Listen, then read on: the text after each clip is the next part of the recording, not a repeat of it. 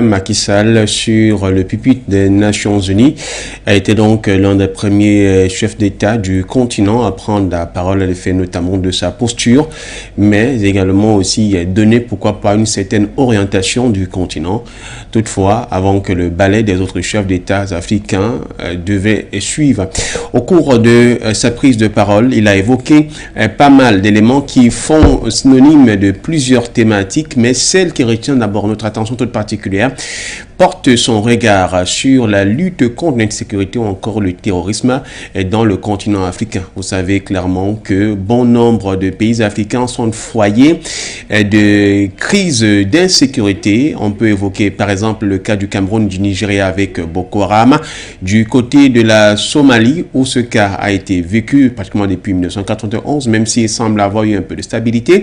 L'Éthiopie qui a connu également cela avec notamment le TPLF qui fait donc partie des groupes de forces de l'ordre et puis le cas notamment des forces tigrayennes qui sont en proie à la sécession.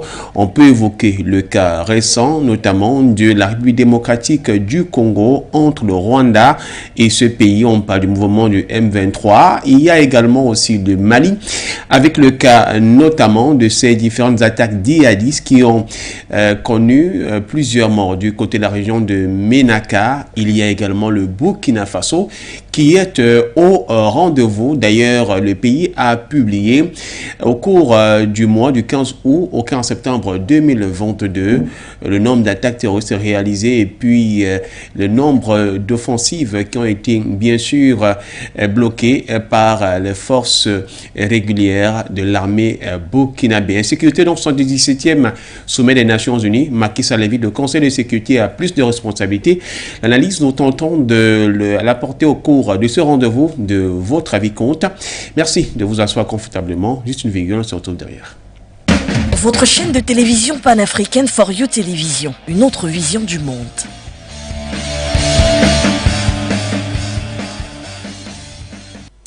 « 77e session des Nations Unies, Macky Sall sur le pupitre donc de ce sommet à New York, dans sa posture du président en exercice de l'Union africaine, le chef de l'État du Sénégal a porté donc devant le concert des nations plusieurs sujets qui sont passés par la lutte contre le terrorisme.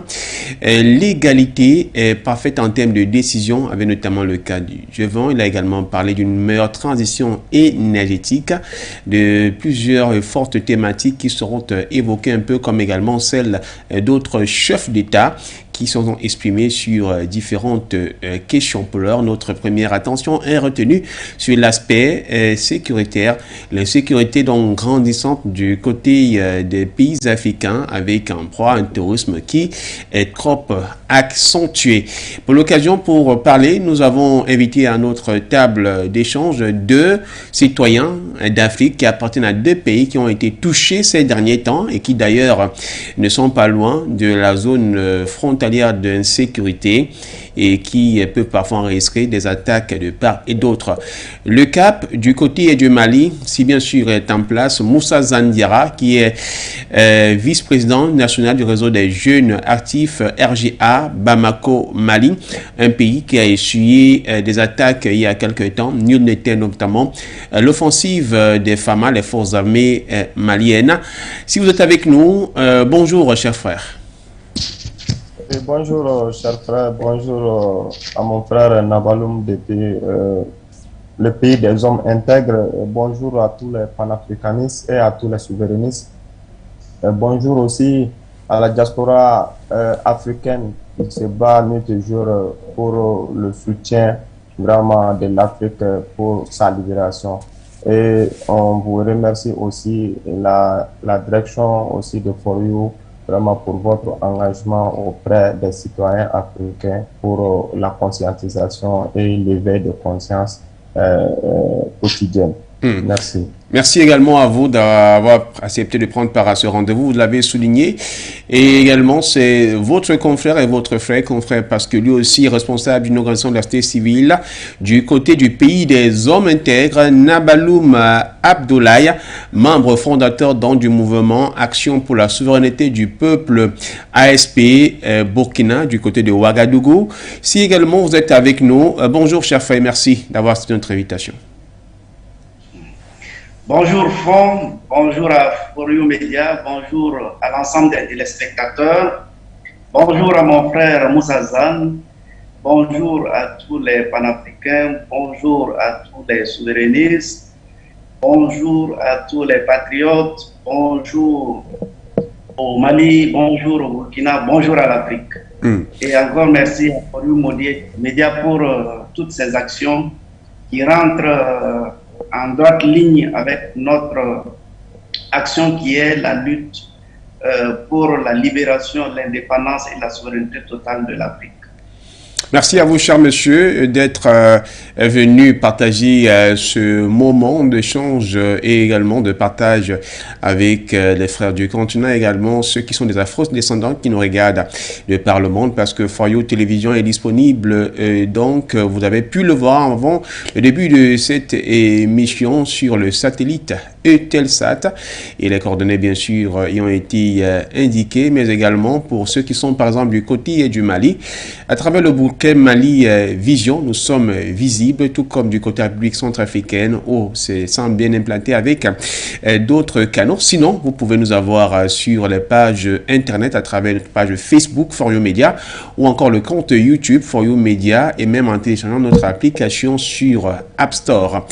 Monsieur, vous appartenez chacun à des pays qui sont aujourd'hui en pleine transition, tentant de rechercher l'ordre constitutionnel, des pays qui ont fortement été marqués par la lutte contre le terrorisme et qui ont essuyé des morts.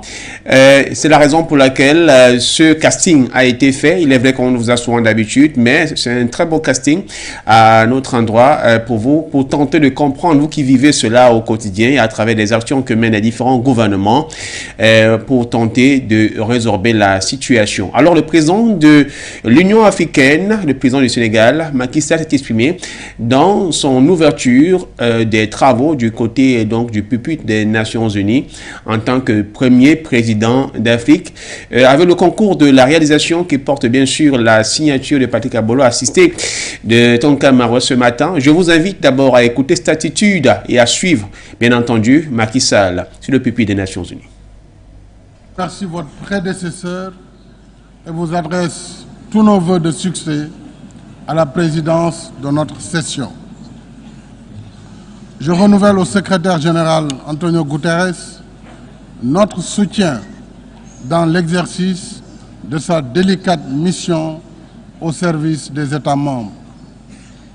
Depuis notre dernière session, le monde est devenu plus dangereux et plus incertain sous l'emprise combinée du réchauffement climatique, des périls sécuritaires et sanitaires, ainsi que de la guerre en Ukraine. Le thème de cette session montre à quel point il urge d'agir ensemble pour apaiser les tensions, soigner notre planète, réduire les inégalités persistantes nord-sud et redonner sens au multilatéralisme. Le Conseil de sécurité est interpellé au premier chef afin qu'il traite de la même manière toutes les menaces à la paix et à la sécurité internationale, y compris en Afrique. Le terrorisme qui gagne du terrain sur le continent n'est pas qu'une affaire africaine. C'est une menace globale qui relève de la responsabilité première du Conseil, garant du mécanisme de sécurité collective en vertu de la charte de l'organisation. Ainsi, invitons-nous le Conseil à mieux s'engager avec nous dans la lutte contre le terrorisme en Afrique, avec des mandats plus adaptés et des moyens plus conséquents. En outre, l'Union... Voilà donc, merci à Sirabolo qui nous a permis de suivre cela. Macky Sall donc qui parle d'une situation terroriste dans le monde. Le monde emprunte donc à des courbes terroristes, mais beaucoup plus. Le combat du terrorisme qui est mené par l'Afrique n'est pas qu'une seule affaire du continent. On invite donc le Conseil de sécurité des Nations Unies, je parle de on, plus représenter l'Afrique bien entendu, à plus d'engagement, plus de responsabilité avec des moyens efficaces et appropriés. Moussa Zandiara, est-ce que ça vous parle? Frère, nous avons aussi écouté le discours de Macky Sall avec beaucoup d'intérêt. Par rapport en tant que le président de l'Union africaine, le président en exercice de l'Union africaine, il a parlé en tant que premier responsable de cette institution au nom de tous les Africains. Nous avons noté qu'il a mis l'accent sur l'insécurité, la lutte contre le terrorisme et aussi certains points qu'il a soulignés. Mais moi, selon mes analyses, tous ces problèmes se résument en réalité autour même de cette institution qui est l'Union, qui est l'ONU. Pourquoi? Parce que ils nous ont mis dans un système qui est considéré comme une prison pour nous, parce que tu peux pas faire ce que tu veux, tu peux pas prendre certaines décisions sans vouloir vraiment exposer ou bien aller demander ou bien qui est vraiment leur aval à toutes ces décisions que tu devrais prendre ou bien exercer selon vraiment les besoins ou bien les demandes. Donc, Macky Sall a fait référence au cas des soldats de la Nations Unies, de leur donner un mandat plus robuste. Et c'est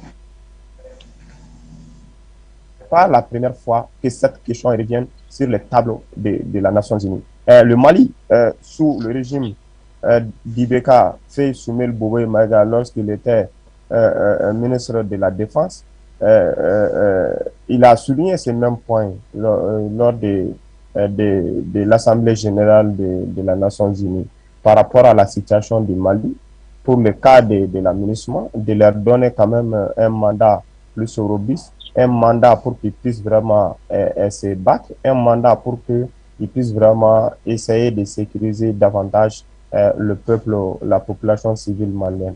Mais cela n'a pas été fait. Pourquoi?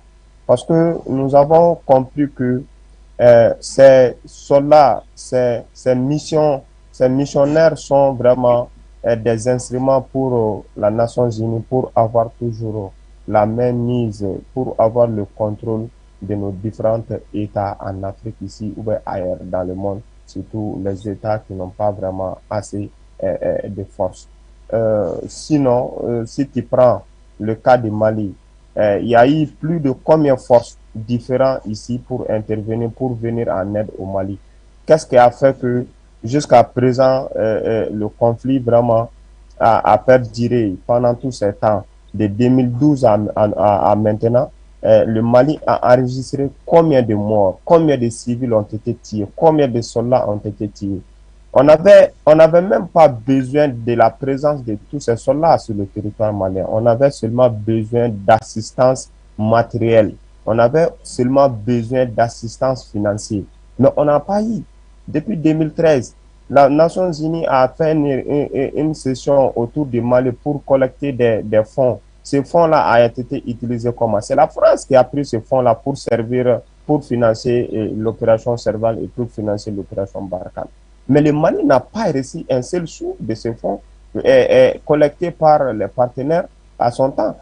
Bon, quel est le rôle vraiment de la Nations Unies dans ce cadre-là? Qu'est-ce qu'il joue concrètement pour sauvegarder la paix, comme ils le disent, comme ils le prétendent, hein, qu'est-ce qu'ils font? On ne peut pas souvent vraiment apporter vraiment la paix sans pourtant aussi combattre l'injustice. L'injustice, c'est quoi? C'est d'abord nous imposer cet terrorisme, cette guerre venue d'ailleurs, parce que c'est la chute de Kadhafi, c'est la chute, c'est les combats de Moyen-Orient qui ont fait que l'Afrique, surtout le Sahel, s'est retrouvé maintenant sous vraiment la menace de ces terroristes. Qui a mené ces combats? Qui a fait la guerre en Syrie? Qui a fait la guerre en Irak? C'est l'OTAN. L'OTAN, c'est qui? C'est ces puissances-là. C'est ces pays qui composent vraiment ces puissances de la Nations Unies. Que ce soit la France, que ce soit les États-Unis, l'Angleterre et les autres. C'est eux qui forment cette structure, cette instance, et c'est eux qui éditent leur politique pour diriger, pour monopoliser le monde.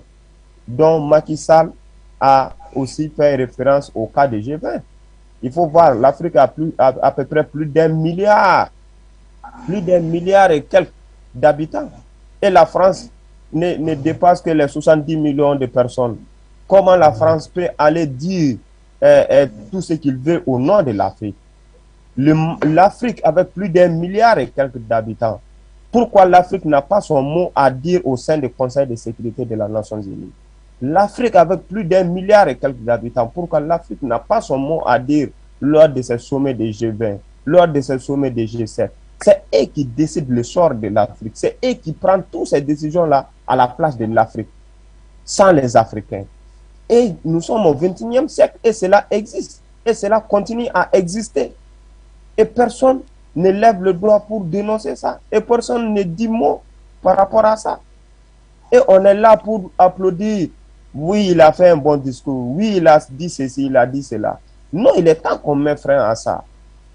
Cette injustice qui a été mise en place depuis après la Deuxième Guerre mondiale pour vraiment avoir la même mise sur le monde, il est temps que ça prend vraiment fin. Parce que la nouvelle génération, surtout le nouveau système de dirigeance africaine, surtout la politique mondiale qui prend vraiment d'autres tournures, il est temps que vraiment que les Africains se ressaisissent, surtout les peuples africains, surtout la nouvelle génération africaine, se ressaisissent pour vraiment songer à donner une nouvelle orientation à la politique africaine et donner le sort à l'Afrique pour les Africains. Et que s'il y a des décisions à prendre, il faut que ces décisions soient prises au sein de ces instances africaines, que ce soit au sein de la CEDEAO ou que ce soit au sein de l'Union africaine pour aller présenter ça au sein de l'Union de la Nations Unies. Pas le contraire. Parce que la Nations Unies ne devrait pas vraiment nous parachuter ou bien nous édicter ce que nous devrons faire. Il faut voir le combat des climats. Mais l'Afrique n'est que victime de ce système, de ce combat-là. Mais pourquoi? Même ce sommet-là doit être tenu en Égypte. Mais qu'est-ce que l'Afrique a à foutre dans ces trucs de climat? Mais c'est les Occidentaux, et les pays occidentaux qui sont en train de polluer le système écologique mondial. Et nous, on fait quoi? On est victime. Et vous voulez que nous, on prend aussi des décisions comme vous? Ou bien nous nous soumettons à vos défaillances, à vos défaites pour vraiment nous soumettre à ça? Il est temps que vraiment les présidents africains, il est temps que les peuples africains se ressaisissent pour vraiment sortir dans ça. Tous ces combats-là, que ce soit Boko Haram, que ce soit Moudjao, que ce soit Al-Qaïda, ils viennent d'où? Qui les finance? Leur matériel. Nous, on ne construit pas, nous, on ne fabrique pas des armes. Est-ce que les armes qui sont utilisées ici par ces terroristes, par ces djihadistes, est-ce que c'est des armes fabriquées en Afrique ici? Ce n'est pas des armes fabriquées en Afrique ici. Et qui les transite ces armes-là? Dont la responsabilité doit être dégagée. On ne doit même pas dire il faut nous donner l'attitude de combattre ou il faut nous donner des mandats aux robistes. Mais ces responsabilités, qui sont derrière ces gens? Ils veulent quoi? Mais il faut que ces responsabilités soient dégagées pour que vraiment on puisse vraiment avoir une vision claire là-dessus. Il est temps vraiment que le ton change, que la parole vraiment change, que les décisions vraiment changent au sein de cette instance et au sein aussi des instances africaines par rapport à la gestion et à la politique que l'Afrique vraiment doit prendre dans les jours à venir. Moussa, j'allais dire Nabaloum Abdoulaye, je ne sais pas si la réalisation va nous permettre d'avoir une image de la parution d'un des journaux tabloïds très en vogue du côté du Burkina. On a tout d'abord soit Sidoya, soit tout simplement Wakatsira qui ont présenté le bilan mensuel, notamment qu'a donc effectué l'armée burkinabé du 15 ou au 15 septembre 2022, un rapport qui a été effectué, et pour le cas notamment de la parution qui date du 20 septembre, dit des 13 régions touchées par le terrorisme. Je viens à vous, est-ce que ce discours du président Macky Sall vous interpelle? Merci Franck et merci à mon frère Zan.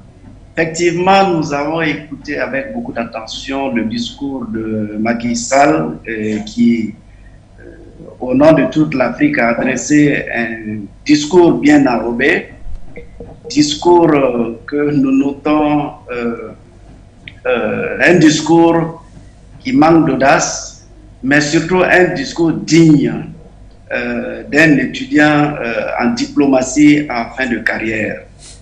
Effectivement, le discours du président Macky Sall commence par la question sécuritaire. Alors, c'est de bon ton parce qu'effectivement, à côté de lui, notamment le Sahel, ses pays voisins connaissent cette question de terrorisme et d'insécurité. Et au sein de la communauté première dans laquelle le Sénégal est, notamment la CEDEAO, est fortement impliqué ou connaissent cette situation de nature vraiment d'envergure. Donc, en Afrique centrale, on est également touché par les questions sécuritaires, en Afrique australe, en Afrique de l'Est. Donc, c'est dire que, en passant par le nord, la Libye, donc c'est dire que la question sécuritaire est une priorité de mise. Mais ce qu'on retient de son discours, c'est que le président Macky Sall n'accorde que quelques brefs instants sur cette question de sécurité en Afrique. Et contrairement effectivement à la sécurité en Ukraine, où il a mis beaucoup de temps pour donner assez de développement, au niveau de notre continent africain, on n'a pas senti vraiment ces dirigeants-là qui est soucieux de cette question de sécurité au plus haut niveau. Parce qu'on s'attendait quand même qu'ils reviennent sur des faits majeurs liés à la sécurité de notre espace, ne serait-ce qu'en donnant des exemples pour ce qui est du Sahel, qui connaît, qui embrase pratiquement les pays de la CEDEAO. Il aurait donné des exemples du Nigeria et du Cameroun, et de la Somalie, de la Centrafrique. Ça aurait été beaucoup plus marquant et beaucoup plus frappant. On aurait vu en lui, effectivement, ce dirigeant-là qui est soucieux de la sécurité de son peuple. Donc ça, c'est le premier point. Je note aussi que dans son discours, il fait appel à la responsabilité du Conseil de sécurité. Et effectivement, la responsabilité du Conseil de sécurité est largement interpellée à tous les niveaux. Il est interpellé parce que on a vu que ce Conseil de sécurité, qui n'est d'autre que l'instrument de l'OTAN, des États-Unis et de la France, jusqu'alors n'a desservi et ne fait que desservir, par exemple, nous, les pays africains. En tout cas, du point de vue africain, on ne voit pas visiblement là où le Conseil de sécurité a intervenu et qu'il y a des résultats probants et qu'on est venu à bout d'une crise sécuritaire. Donc, dans cet appel de responsabilité, moi, je vois en là, effectivement, une volonté, même si elle n'est pas apparente, d'interpeller le Conseil de sécurité, d'examiner la requête du Mali pour les preuves à l'encontre de la France. Et je souhaite que ce soit perçu comme ça au plus haut niveau et que le Conseil de sécurité prenne bonne note pour regarder cet élément qui est assez fondamental et essentiel pour nous. Aussi la responsabilité du Conseil de sécurité, parce qu'au-delà même des frontières africaines, aujourd'hui le Conseil de sécurité à travers le monde se révèle être inefficace, inopérante et inadapté. Donc c'est tout à fait normal que effectivement des voix puissent s'élever venant de l'Afrique, mais il faut qu'il y ait beaucoup plus d'audace dans nos propos, dans nos actions, pour montrer à quel point on a des préoccupations et des préoccupations qui doivent être regardées au même plan que les pays occidentaux. Mon troisième point, c'est effectivement la revendication sur la réforme du Conseil de sécurité. Effectivement, je pense que c'est une bonne chose, c'est une réalité. D'ailleurs, ce n'est pas que l'Afrique, ce n'est pas que Macky Sall qui le demande, c'est l'ensemble des membres qui constatent que effectivement ce Conseil de sécurité-là est un instrument au service d'un clan. Et ça sape un peu l'idéologie et la base de collaboration, la base d'entente entre ces différents acteurs-là. Donc, dans ce discours, on ne voit pas ces dirigeants africains qui impulsent, à l'image de tous les souverainistes, à l'image de tous là qui ont souhaité et qui œuvrent pour l'indépendance de l'Afrique. Mais à travers ces discours aussi, on se rend compte que nous, panafricains, nous qui menons cette lutte-là, on reconnaît à travers effectivement les propos de Macky Sall que nous avons raison de mener cette lutte. Parce qu'il y a que, au fil du temps, tout le monde se rend compte que ce concert des Nations Unies, c'est effectivement un mécanisme mis en place pour exploiter les plus faibles. Alors, pourquoi est-ce que nous devons rester les plus faibles? C'est un choix si nous restons de le faire, mais nous avons décidé de ne pas rester parmi les plus faibles. C'est pourquoi nous engageons l'ensemble de ces luttes pour qu'on ait cette masse critique d'Africains qui croient en l'Afrique, qui pensent que l'Afrique peut agir par elle-même et se développer par elle-même. Je reviens sur la question sécuritaire au niveau de la CEDEAO. Vous savez, en marge de l'Assemblée du Conseil de sécurité, il y a aussi un sommet de la CEDEAO sur effectivement la question des 46 militaires ivoiriens. Donc, ce sont ces réalités-là qui devaient être exhibées au Conseil de sécurité pour qu'il y ait beaucoup plus d'attention, pour qu'il y ait beaucoup plus de considération pour nous les Africains, pour dire que si nous voulons un partenariat, il faut que ce partenariat-là soit dans l'esprit de gagnant-gagnant et non dans l'esprit de dominer et de dominant. Donc voilà d'entrée les éléments que je fais de l'analyse de son discours. Voilà, justement, merci à vous, cher monsieur. On a évoqué d'un côté la non-impulsion du président de l'Union africaine qui semble avoir dit certains mots sans toutefois évoquer la question du courage. Vous le soulignez tout à l'heure, Nabaloum Abdoulaye, mais surtout souligner le fait que aujourd'hui les Nations Unies, à travers leurs différentes institutions, ne sont que là pour une seule partie qui est forcément la partie notamment des nantis, celle des pays du Nord dans ce partenariat Nord-Sud, donc l'Occident avec les autres, et que l'Afrique devra en pâtir au sein d'autres pays qui se trouveraient certainement minoritaires. Est-ce que dans ce cas donc là où on assiste à ce genre de situation, interpeller cette fois-ci, du moins, une certaine sensibilité de l'instance en elle-même des Nations Unies dans son rôle premier ne serait pas peut-être quelque chose qui pourrait être bien aperçu ou faire avancer les choses. À ce propos, je vous invite à le concours de la réalisation, si l'élément est à caler, de suivre cet extrait du discours du président de la République centrafricaine, Faustin Archange Touadéra, qui a tenté d'interpeller les Nations Unies sur leur rôle de protection des hommes.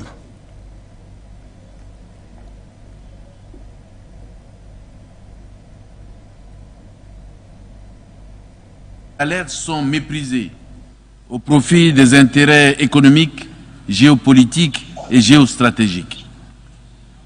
Monsieur le Président, le rôle des Nations Unies n'est-il pas de transformer le monde, de le rendre plus juste et plus sûr, et de garantir la dignité de chacun de nous, quel que soit le contexte mondial?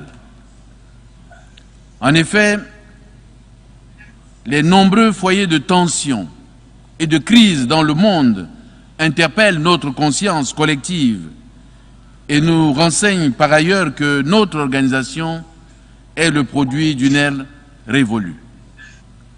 C'est pourquoi la République centrafricaine réitère son soutien à la position commune de l'Union africaine qui appelle à la réforme profonde de l'ONU et à l'élargissement des sièges des membres du Conseil de sécurité pour une participation plus juste et plus représentative de tous les continents. Monsieur le Président, la protection de l'environnement, c'est-à-dire de notre cadre de vie, est l'un des défis interdépendants que nous devons absolument relever. Il est temps que les plus grands pollueurs honorent leurs engagements, notamment la mise en œuvre de l'accord de Paris et de la solidarité internationale pour la justice climatique à l'égard des populations les plus vulnérables.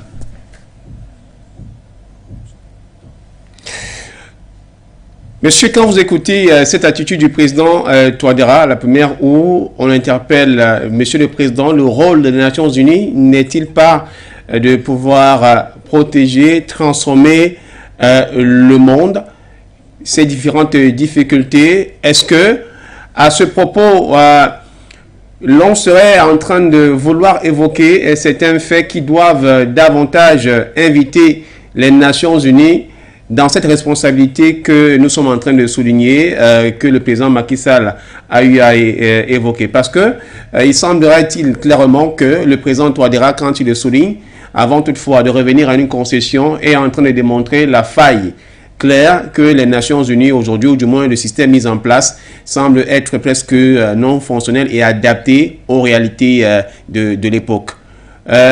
Moussa Zandiara, en quelques 2 minutes. C'est ce que nous avons dénoncé parce qu'on a constaté que le système actuel de la Nations Unies c'est devenu un système caduc. Ça ne reflète pas aux réalités actuelles de la gestion mondiale même des pays. Parce que nous avons, auparavant, c'était les puissances qui ont gagné à la Seconde Guerre mondiale et qui se sont données autour du table pour dire et dicter le sort même de l'Afrique autour d'une institution. Nous, en tant que pays africains, nous avons subi pas mal de problèmes pendant des siècles, et les Occidentaux pensent que l'air n'est pas toujours de donner une place vraiment, ou des places aux Africains dans la concert des nations des États. Il est temps que, comme le président Touadéra vient d'évoquer, il y a cette faille qui existe et qui a toujours existé au sein de la Nations Unies. Et il est temps que vraiment qu'on met fin à ça. L'Afrique a droit. L'Afrique a droit même obliger la Nations Unies à avoir vraiment des places, des places significatives même au sein de ces différentes instances. L'Afrique ne doit pas être vraiment un terrain ou un continent des spectateurs. Nous devrons être vraiment des acteurs et non des spectateurs, parce que nous avons constaté chaque fois c'est des déclarations sur le tribune de la Nations Unies, et ce qui ne va pas dans leurs intérêts, ces pays sont attaqués, comme ce fut le cas de Kadhafi. Donc il est temps qu'on se donne la main, nous en tant que pays africains, qu'on veut vraiment la libération de l'Afrique, qu'on veut vraiment le changement dans notre continent africain, et qu'on soit vraiment conscient que le sort même de l'humanité, du monde entier, se discuterait ici en Afrique, dit à beaucoup de phénomènes que l'Afrique détient comme potentialité, que ce soit nos ressources humaines, que ce soit nos ressources naturelles, que ce soit nos ressources sous-sol. Vraiment, l'Afrique détient tout ça là et ça donne la force à l'Afrique. Et l'Afrique doit vraiment se positionner vraiment en force pour faire face à tous ces défis, pour vraiment regagner sa place. Avec la posture du président Touadéra où décidément faille, presque échec des Nations Unies à mieux implémenter la politique ou celle qui est une politique que j'appelle souvent le mapartisme appartenant à un seul camp. Et quand on voit également les propos du président du secrétaire général des Nations Unies qui souligne l'incapacité de la MONUSCO par exemple à gérer la crise du côté de la RDC, et on sait que les Nations Unies avec leurs différents mouvements de stabilisation de la paix, les missions, n'ont jamais clairement réussi à faire ce travail, que ce soit en République centrafricaine ou encore au Mali où ils ont été dégagés et en RDC où l'inefficacité, l'échec est avoué. On ne parlera pas de la Somalie où il a fallu l'intervention de l'Éthiopie pour qu'on semble avoir un peu de l'accalmie. Quel peut être le modèle aujourd'hui, on sort à travers vous cette question, que l'Afrique devrait clairement adopter au-delà des discours ou que devraient peut-être faire les Nations Unies? Devrait-on aller sur une autre réforme de convention qui soit pratiquement palpable et dont on devrait voir les résultats? Alors, je parle d'un point de vue sur les faits. Effectivement, ce que vous venez de citer sont des faits réels, sont des faits palpables. Mais au-delà de l'Afrique, il y a aussi d'autres faits qui montrent que, effectivement, le Conseil de sécurité est un instrument dédié à un groupe de pays. Et donc, cette attitude-là fait que ce conseil-là ne peut pas pleinement réussir ni son rôle, ni ses missions. Du point de vue de l'Afrique, je pense que nous devons d'abord nous réorganiser. Parce que, effectivement, vous avez vu le discours de Macky Sall, quand vous le comparez au discours de Touadéra, il y a de l'audace, il y a effectivement de la volonté imprimée sur ces questions dans le discours de Touadéra, contrairement au discours de Macky Sall qui semble être un discours académique. Donc je pense que nous, les Africains, devons partir dans le premier sens de nous réorganiser, de nous entendre, de savoir nous entendre, de savoir nous mettre ensemble pour parler d'une même voix, pour porter un même projet, pour résoudre certains problèmes qui nous sont propres à nous avant de les porter au Conseil de sécurité. Le Conseil de sécurité, comme je le dis, c'est un instrument d'enjeu. Et comme c'est un instrument d'enjeu, quand vous partez divisé, alors vous ne pourrez jamais avoir de la voix. Et c'est le cas actuellement de l'Afrique. Aujourd'hui, on dit que le président Doumbouya va aller au Mali, je ne sais pas si c'est aujourd'hui ou demain. C'est une bonne chose. Il faut que si nous pouvons nous mettre ensemble, d'abord pour résoudre les problèmes qui nous sont propres à nous, ensuite nous mettre ensemble pour protéger notre économie, c'est une bonne chose. Donc, premièrement, je pense que c'est nous, Africains, qui devons repenser notre collaboration avec les autres, notre collaboration avec le monde entier, et c'est en cela que le monde entier va nous respecter. Parce que si nous partons toujours divisés, si nous partons, nous ne pouvons pas poser clairement les problèmes qui sont communs à nous, mais chacun part pour poser son propre problème, alors on va toujours être dans cette situation d'attentisme. Mais au niveau du Conseil de sécurité, vu au plan mondial, la réalité est là avec la situation ukrainienne, avec la Russie, où on voit que le monde est en train de se diviser. Donc c'est dire que le Conseil de sécurité, l'ONU n'a pas le choix que de se reformer, ou il est appelé à complètement disparaître. Dans le discours de Macky Sall, vers la fin de son discours, il fait référence à l'Afrique des solutions. Non, moi je ne vois pas en cela l'Afrique des solutions, c'est l'Afrique de pression que je trouve aux éléments qu'il a annoncés. Aujourd'hui, le monde entier, même le peuple africain est conscient que les autres viennent vers nous parce que nous avons des ressources, nous avons quelque chose à proposer. Qu'est-ce que nous donnons en contrepartie de nos ressources? Comment nous nous organisons pour effectivement entrer en relation avec les autres. Il est question de ça. Donc, il est vraiment important que là, c'est les peuples, parce que je sais que le mécanisme qui est mis en place au niveau de la gouvernance ne peut pas nous sortir de cette situation.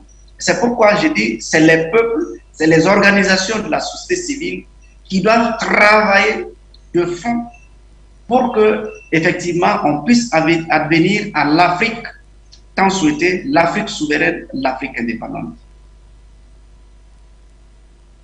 On va prendre congé de vous, souhaitant une bonne journée du côté de Ouagadougou ainsi qu'à tous les Ouagalais. On se retrouvera très prochainement sur les antennes de For You Télévision et For You Média pour évoquer d'autres sujets qui concernent l'Afrique. Merci à vous. Bonne journée.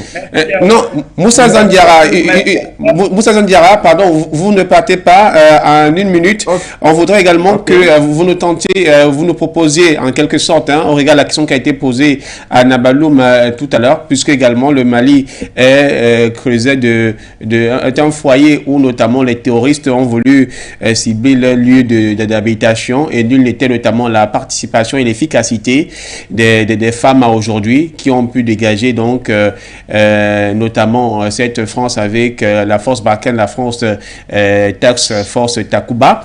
Quel peut être le modèle africain aujourd'hui à adopter notamment sur la question sécuritaire? Qu'est-ce que l'Afrique devrait proposer à ce niveau? On sort là.